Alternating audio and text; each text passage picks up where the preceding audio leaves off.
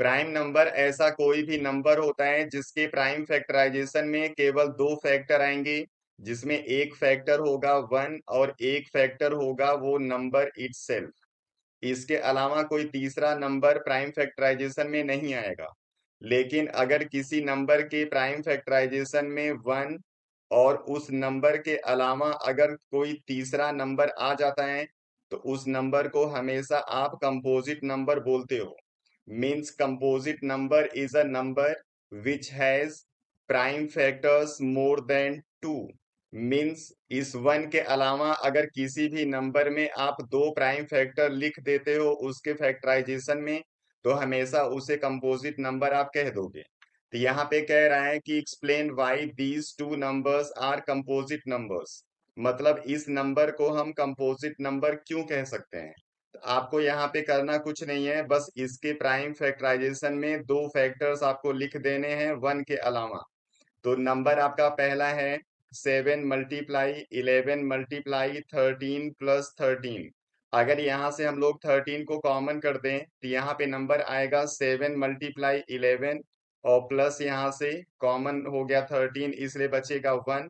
अब ये एक फैक्टर हो गया और ये एक फैक्टर हो गया, यहाँ पे दो फैक्टर दिख रहे हैं 1 के अलावा, इसलिए कंपोजिट नंबर ये हो चुका है। इसी के बाद आप लिख सकते हो कि this number has two prime factors other than 1, so it is a composite number. और कुछ बुक में इसको सॉल्व करके लिख दिया जाता है, तो इसको हम सॉल्व कर दे रहे हैं।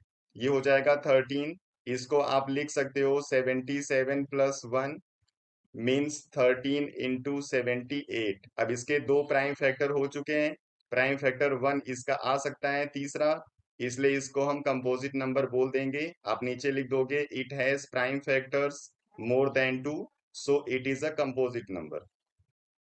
सेम ऐसे सेकंड वाले को देख लो।